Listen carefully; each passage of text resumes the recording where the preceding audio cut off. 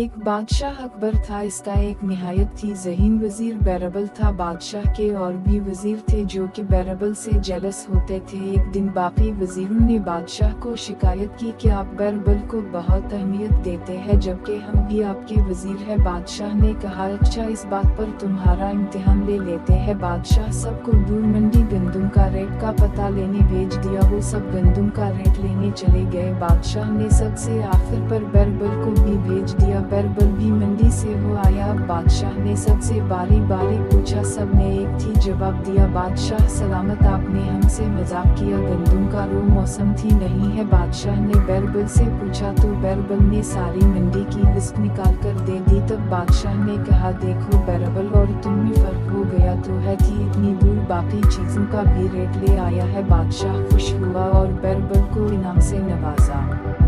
अंजाम, हर काम को दिल जमी से करो।